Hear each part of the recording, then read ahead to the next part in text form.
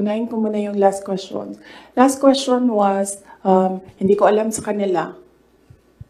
You should ask the President kung ano yung platform niya. Pero very clear yung platform ko. It was continuity of build, build, build.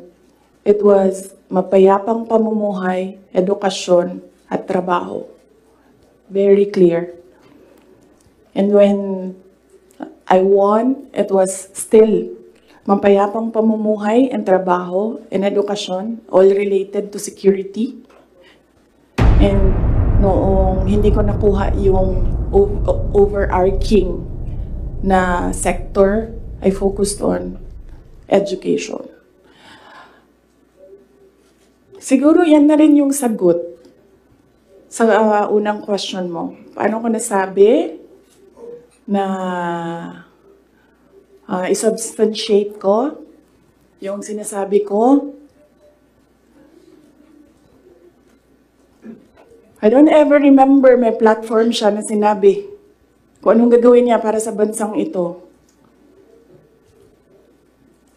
Di niya sinabi ano ang gagawin natin sa food security.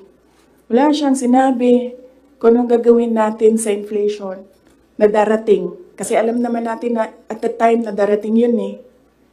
Kasi nakikita na, na-forecast na siya. So, yan yung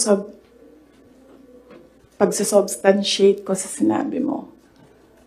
I don't ever remember, may plataforma siya, I don't ever remember him discussing kung ano ang gagawin sa problema ngayon.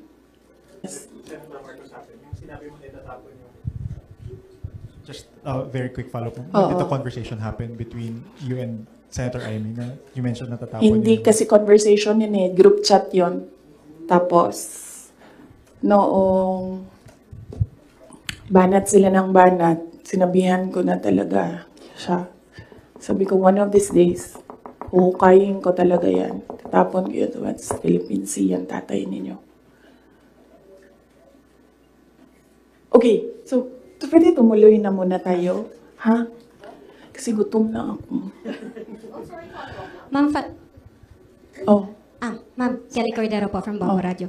Ma'am, sinabi niyo po na hindi niyo nagugustuhan po yung pamamalakad ngayon ni PBBM. Kung irarank niyo po, in a scale of 1 to 10, 10 is the highest, ilan po ang rate niyo sa performance po ni PBBM? Nasabi ko kanina, 10 is the highest, 1 lang ang rating niya. Sabi ko na kanina, di ba, kung kayo gusto niyo, wala man akong problema. Huwag niyo na lang ako isali. Ako, hanggang number 2 lang ako. Wala yung number 1 ang Pilipinas ngayon. Kung meron man, ang daming number 1, iba-ibang direksyon sila. What's follow-up? Ma'am, follow-up lang po. Since you mentioned na President Ferdinand Marcos, you don't remember at all him discussing with you kung ano yung platform niya when he run for the presidency. Pero kayo po ba, did you insist na parang sa part ninyo, this is what you want for the country? Yes. Yes. Oo. Sa kanya or sa tao? Sa kanya po. Nung nagdi-discuss kayo na dapat po may plataforma tayo. Kasi naman, di ba, ang expectation mo, pag tumakbo yung tao, meron siyang sinasabi na gagawin niya. And, pasensya na. Pero nung nakaupo ako doon at the time, hindi ako nakikinig sa kanya. Ang naririnig ko lang, sama-sama tayong babangon muli. Apparently, yun lang yung naririnig ko. And when you say, sama-sama tayong babangon muli, you will do something to make this country the best that it can be. Kasi sama-sama tayong babangon muli, di ba? So, ibig sabihin, walang maiiwan. But apparently, madami ang naiiwan ngayon. Yun lang naririnig ko noon. Ang mali ko ata is nag-assume ako na when you say, sama-sama tayong babangon muli, gagawa ka ng mga bagay para sa bayan at para sa taong bayan. Nag-assume ako na ang gagawin niya ay mas maganda pa, mas maayos pa, mas magaling pa sa lahat ng dumaan na presidente. Sir, ako din kaganyan sa'yo. Tapusin na natin ito. Otherwise, hindi tayo matapos ngayon. Babalik tayo bukas, Sabado.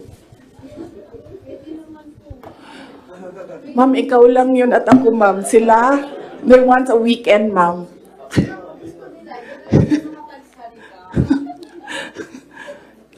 Wait lang. Yes, yes, sir. Yes, sir. Yes. Balikan ko lang po yung sa political reconciliation kuno ni President Marcos pati ni dating former Vice President Leni Robredo. Hingin ko na lang po siguro yung assessment nyo na bilang, ayun nga po, tumakbo kayo kasi ginamit kayo para manalo laban kay Leni kasi nga natatalo na raw sila. So sa tingin nyo, bakit po kaya ngayon nakikipagkita? Bakit ngayon nagkakaroon ng movement towards political reconciliation habang nag-aaway kayo? Oh! Sabi, di ba, sinabi ko na yan ng budget hearing, ako na lang man isa na iiwan dito. Ako na lang isa na iiwan dito. Nagsama-sama na ang mga dayuhan, huwag niyo akong tanungin about foreign policy.